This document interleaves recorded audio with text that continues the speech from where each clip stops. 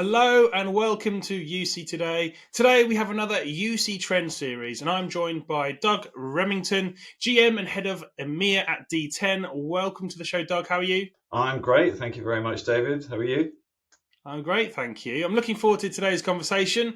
We are going to be talking about mastering the meeting room. We've seen a lot of changes in the meeting room over the last, 18 to 24 months and beyond, actually. It's constantly evolving, lots of new tech coming to the fore. So we're going to be talking about getting the most out of that meeting room technology. But Doug, before we get into that, do you want to give us a quick overview of DTEN?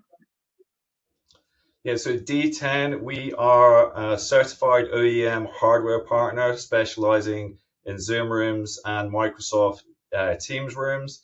We've been very well known for our all-in-one solutions and fastly growing global provider across the world. So exciting times for us. Great. So let's talk about customer demands at the moment. Obviously, these are constantly evolving. What have you seen in terms of those evolving demands from a product point of view, especially sort of in the last year? And what are some of the reasons behind that?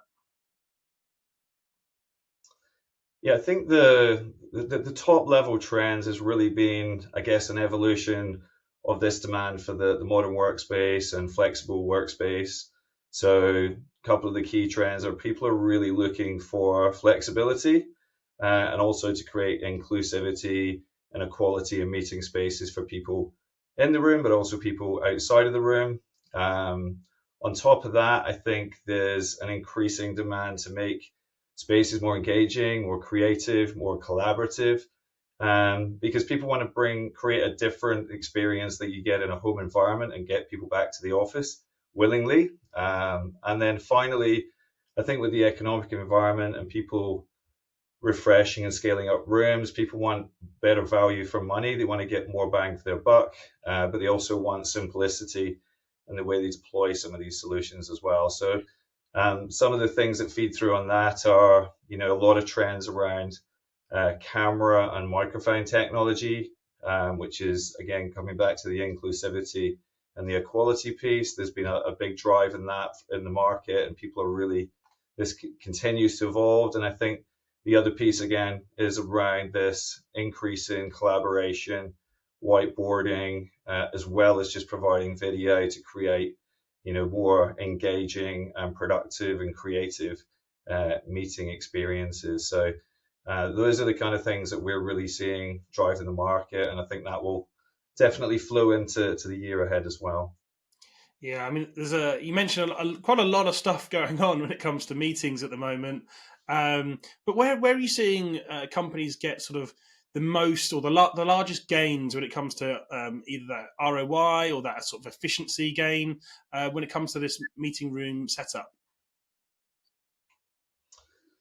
I think in terms of efficiencies and ROI, I definitely think there's two key areas. One is reducing that total cost of ownership around the meeting spaces. There's a lot of work in refreshing and redesigning office space. So there's a significant, piece of work involved in that. And then also, secondly, driving successful adoption into those spaces. So if you can get that right, I mean, obviously, we've kind of pioneered the all-in-one approach, and that's where we've seen people deliver the biggest ROI gains. Has been, they will say create a room standard for certain space sizes. So maybe, a 55-inch all-in-one for a small room or a huddle space, and a 75 all-in-one for a medium space. And then what that does, it delivers a faster, deployment, a lower cost of installation. That reduces that total cost of ownership and keeps the cost per room lower. The second piece, as I mentioned, is around driving that adoption. So if you can get users who can get ramped up using the platform easily, quickly, and then having a consistent room experience. So once they've used one room, they can use the next one, even if it's a different size and shape, because it's the same experience, is really going to deliver ROI. And also, if you've got a lot of companies are trying to get the most out of their potentially resized real estate, having rooms that are used frequently and used well is going to give you much better ROI. And then finally, looking forward in terms of, support is if you're delivering more smaller rooms, how do you manage those? How do you reduce the IT overhead of supporting those, managing them, making sure you can centrally manage? So all of those pieces, cover those top two coverings. And, if people keep to that model, they can really, really get huge ROI off their projects. Yeah. So for those viewers who are watching today and they've got plans for, their own sort of either a new meeting room or perhaps a refurbishment of an existing meeting room, um, what kind of steps should they be thinking about? How can they ensure that, they're picking the right technology when it comes to that sort of planning phase?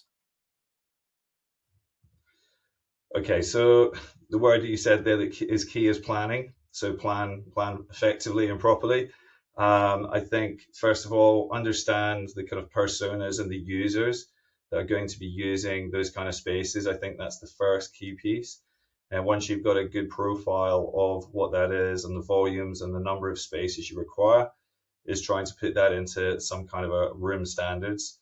So you can actually deploy different standards for different sizes of spaces and different types of spaces.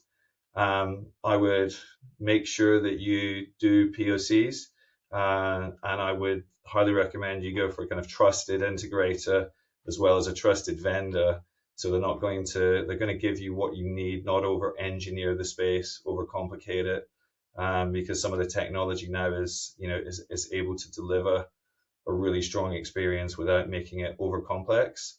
Thirdly, I make sure you consider future proofing. So make sure you're picking preferably a certified solution that's going to work with the platforms and is going to continue to do so for your 3-5 years or whatever the period that you are look at your refresh plans. And finally, when you're doing those POCs, make sure you are engaging the users and getting feedback to make sure you don't miss anything for the people who are going to be using the equipment as you go through. And if you keep to those pieces, then I think your chance of having strong success will be much better. Yeah, well, we all want strong success. You did mention one thing in your last answer around overcomplicating some of these spaces and making them overly complex. What are some of those common mistakes, around that you see companies making when it comes to the implementation of their meeting rooms? I think, yeah, common mistakes is sometimes thinking too much about the tech and not about the end user experience. So always make sure, again, you understand your users, the actual experience. That's why that feedback loop is so important. Otherwise, you risk really missing someone. If it's all IT making the decisions, they may miss something in that experience, right? So, but you're absolutely right. Over engineering is probably one of the most common ones I see. I think every additional component, every additional cable that you add into a solution, you are effectively adding a point of failure, adding something else that could be pulled out if someone's not sure what's going on. So again, keep it as simple as possible and as clean as possible. The other piece I mentioned before was about consistency. So don't create rooms that have huge differences as you move from one room to the other. It's very, very possible now to create a very flexible meeting space that has effectively the same hardware and software experience, whether you're in a huddle room or in a larger room. So again, that consistency just removes the friction and again, creates a better user experience, generally results in much better adoption. And finally, make sure you can support it. You don't want to create a huge new estate and then you start having support issues and management issues. These are really, really important things to consider. And if you get all that right, again, you should be in a solid place.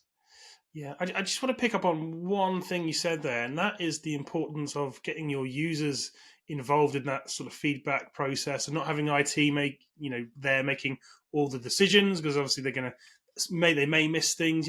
How can that be effectively done within an organization? Users are thinking about their day jobs day to day, not necessarily the meeting tech, but how can people really create that feedback loop mechanism to get that feedback to the IT to really fix those problems and get the right kind of setup they need? Yeah, I mean, if obviously you're not necessarily rolling out to everyone straight away. So if you've got a kind of control group of users who fit within the personas that account for the majority of the teams, then it's very easy to set up a group on whether you're using Teams just on the chat, like a group chat, or a channel on Zoom chat, and make it again very light, very easy to provide feedback that comes within the group so that it's immediate, there's not a delay, and you can pick up things quickly. But as you said, you don't want it to be heavy. You want to do it within a control group, but you want to make it quick and effective, and probably doesn't need to go on for too long, but just encourage some healthy feedback. And most people who have an interest in the kind of technology, who are users, are usually quite keen if you find the right people to feedback the key things that, as I said before, you may miss if you're just in IT and you're not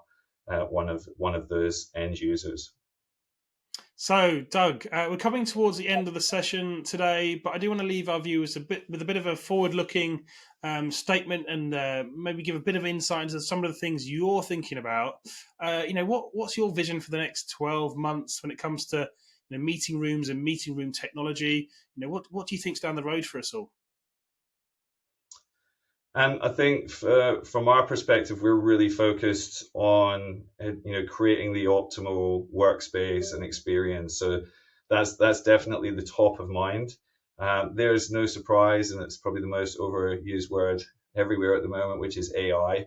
I think AI is pervasive everywhere, and this space is no different. Both Microsoft and Zoom are driving their technology on the AI side with meeting transcription and meeting notes and summaries, but also into the collaboration space around whiteboarding. And so this is really filtering in. We use obviously the AI technology and a lot of the camera angles and the camera technology to help create optimal views and experiences. But for the user, it's really trying to create the most natural feeling kind of meeting experience that you would, as closest to being in the room with someone as possible, even though they're at the other end of a camera. So I think you will see a lot around multiple camera technologies, trying to create these optimal experiences. The same with the audio, making sure people are clearly heard in the back corner of the room, as well as the person who's sitting in the front row.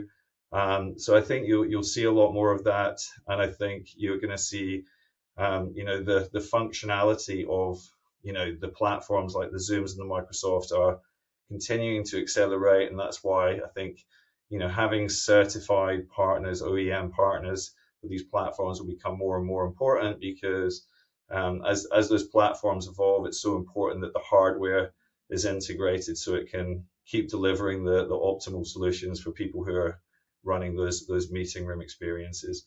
So that's what I expect to see driving forward in the next 12 months. Fantastic. Doug, unfortunately, that is all we have time for, but thank you so much for joining me and sharing your insights on the market. Pleasure. Thanks, David. Thanks for having me on. And thank you for watching. You've been watching me, David Dungay, on UC Today. Don't forget to share the conversation if you liked it over social media, and you can follow all the action by using the hashtag UCTrends24. That's it from me. See you next time.